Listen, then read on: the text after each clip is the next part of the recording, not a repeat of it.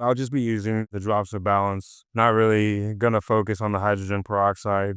Hey everyone, you're here with Mark on Perfect Gardens TV. So, got another great question actually from a new client. He's a commercial grower and it's not a myriad of problems. What's happening is he's having phosphorus, potassium excess, and deficiency signs in the plants. And the reason why I'm making this video is because he has a really great example of visually of what this looks like. And so many of us as growers have experienced this, and it creates a lot of confusion through what you're actually seeing because the plant's showing both signs. Okay. So when you look at this plant right here, you'll actually see the newest growth slightly elongated and thin. This is the key signature for excess phosphorus and potassium issues. Why is it that more often than not, we will see, I would say the three primary ones for excess of phosphorus are going to be phosphorus, potassium, and the third one will be nitrogen. And you'll always see these at different stages of the plant when growing indoors and outdoors, especially if you're using synthetic nutrients or in hydroponics or even growing with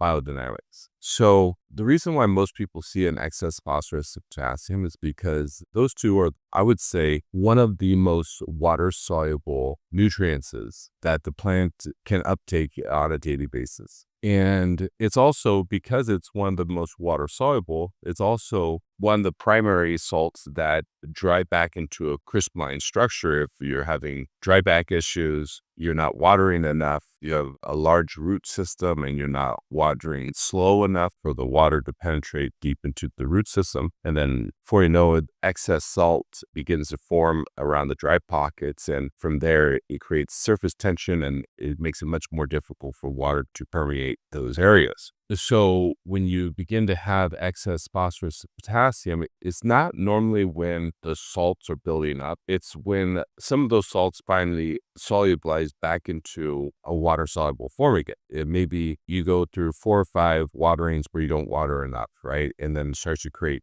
dry pockets. And then one day you're not in a rush and you do a slower watering. You see a YouTube video or something and you decide to do a slower watering. And then at that point, it will start to solubilize some of those crystals, the phosphorus and potassium salts in the root system or on the side of the pot or on the top of the pot or whatever. And then you will experience an excess phosphorus and potassium. Most growers, what they'll do is they'll flush their plants. And when they flush their plants, because phosphorus and potassium and all the other minerals that are water soluble, especially the trace minerals that are very small, it takes actually time for the plant to produce or the bacteria to create the enzymes for the trace minerals. And because they're so small, the bacteria will actually store them in various layers of your humic layer, right? Or like if you're in cocoa, the trace minerals will kind of like hide or burrow in the cavities of the cocoa, right? And so what ends up happening is that when you flush your plants, all those things, those fragile enzymes and those fragile minerals that are so tiny, barely holding on with a very light magnetic charge, when you flush them, you created polarity in your soil and it very quickly, like a vacuum, just pulls it all out. And then before you know it, because you're concerned, you go through an excess problem and then you go immediately to a deficiency problem.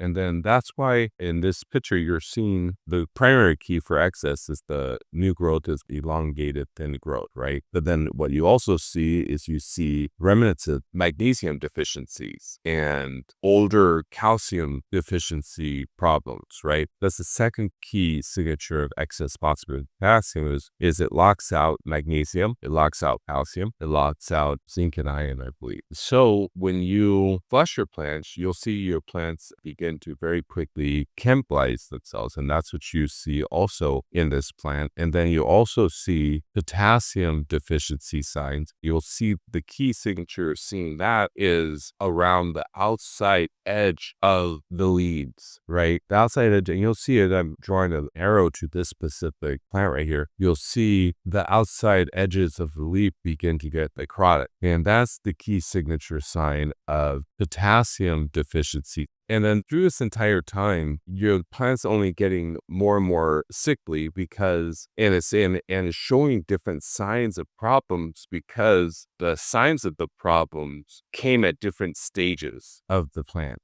right? You have to think about thin elongated growth, right? Magnesium, calcium, iron, and zinc are being locked out. So there's some of the key stuff you need for the leaf to grow isn't there, right? So that's why it's thin and elongate. But that damage was already done, right? And the essential minerals were never provided for that thin elongated growth to ever grow out of it. And then you went immediately to a deficiency problem or cannibalizing problem of the plant. Well, then same thing, it never had a chance to fix its growth. And so when you begin to build your awareness to the actual problem, you might come across one of my videos of excess phosphorus or excess, and I'm just talking about one specific thing. You might see that and might think, oh man, I'm going through an excess problem. I got to flush again. When what's happening actually is you're just doubling up on the deficiency side. I thought this picture was excellent, showing both signs at the same time, but also explaining why you're seeing both signs. You're seeing both signs because this was damage caused by the plant over a period, because there's just too much nutrients. One of the key things I did for this person was I recommended him to cut out 5 different things by just adding drops of balance. That alone, because him being a commercial grower, is going to save him thousands of dollars a year, tens of thousands of dollars a year, depending upon how much he's spending. And then that, by eliminating all those extras, it eliminates parts per million in the water. And the drops of balance, it barely even add any parts per million. It might add 4 to 5 parts per million at most. But then what it does, it makes everything in the water more water soluble and available. So you're now taking care of excess salt buildup issues fairly quickly, and the chance of that happening because you're eliminating the need to add more things. And then I recommend the BAM product to him because he's in a hydroponic system with feeders, and